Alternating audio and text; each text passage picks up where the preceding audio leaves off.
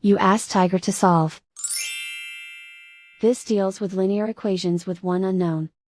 The final result is k equals -1/2. Let's solve it step by step. Simplify the expression. Group like terms. Simplify the arithmetic. Group all constants on the right side of the equation. Subtract 3 from both sides. Simplify the arithmetic.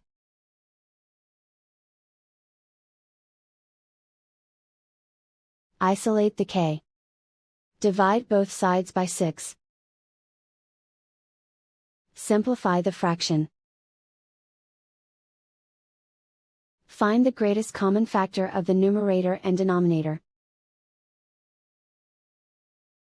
Factor out and cancel the greatest common factor. And so the final result is k equals -1/2.